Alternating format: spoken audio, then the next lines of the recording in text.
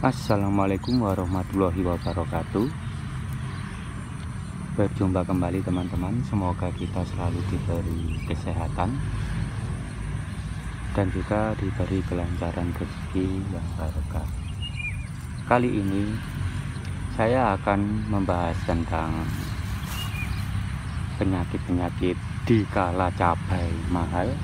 Ini sedikit curhatan juga ya teman-teman.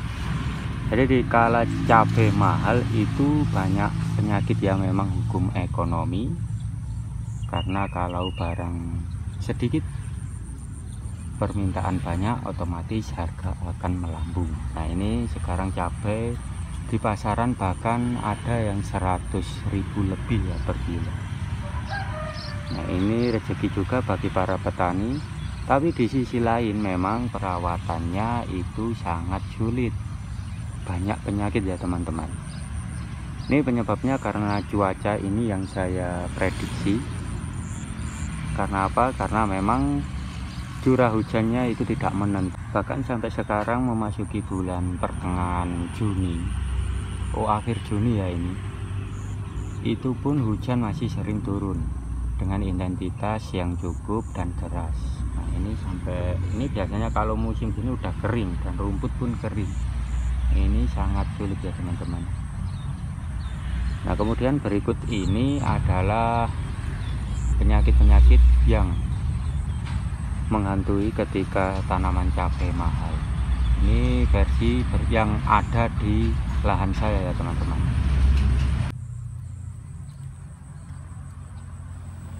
Penyakit yang pertama jelas ya, antraknosa atau patek ya teman-teman. Ini memang karena jamur yang menyebabkannya, itu juga akibat dari tanah yang lembab, bisa juga karena hujan yang terus mengguyur. Ini sehingga antraknosa ini sangat mengganggu. Udah berbagai macam cara ya teman-teman yang sudah saya lakukan dan juga pernah saya buat video, itu masih ada meskipun sedikit.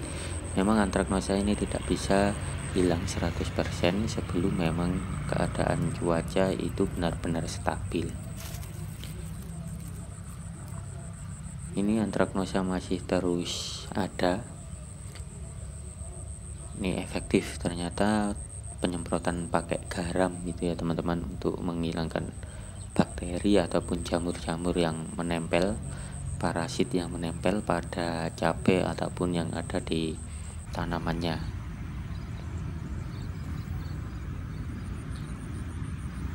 Antraknosa sendiri ini memang merugikan, di sisi lain merugikan, tapi di sisi lain kalau banyak penyakit antraknosa ini biasanya harga cabai itu mahal. Itu juga menjadi sebuah keuntungan ya teman-teman.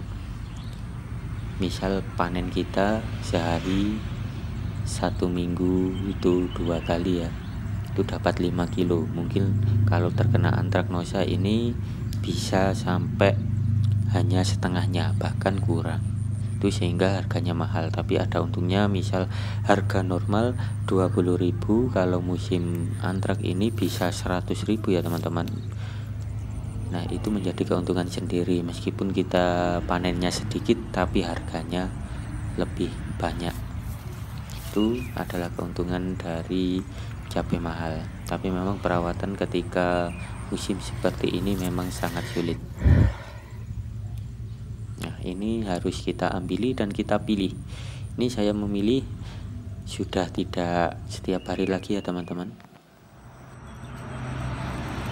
Yang kedua, ini juga menjadi momok bagi para petani ketika musim cabai mahal, itu adalah layu fusarium. Ini bahkan sampai kering ya teman-teman yang ada di lahan saya. Sama, layu fusarium itu juga disebabkan oleh parasit bakteri fusarium itu yang mengakibatkan tanaman cabai itu langsung layu.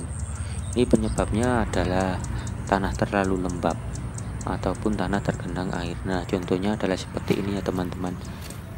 Ketika cabai keadaan sehat, tiba-tiba besoknya itu sudah layu, dan otomatis ini lama-kelamaan pasti mati.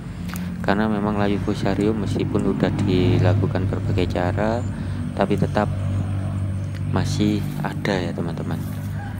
karena memang sulit diatasi. Ini curah hujan tinggi dan areanya pun lembab. Nah, kalau untuk kondisi sudah seperti ini itu sebaiknya dicabut saja teman-teman, kemudian buang yang jauh-jauh.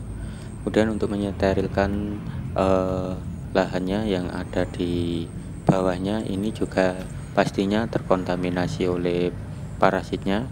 Itu lebih baik teman-teman sterilkan, bisa menggunakan garam atau H2O2.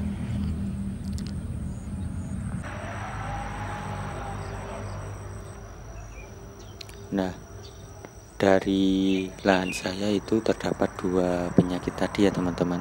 Itu yang cukup menjadi momok, karena memang hasil pasti jelas berkurang. Dan ini juga banyak yang mati. Ini penyebabnya juga layu fusarium, tapi juga tetap alhamdulillah masih diberi harga yang lebih mahal meskipun ini dipakai sendiri.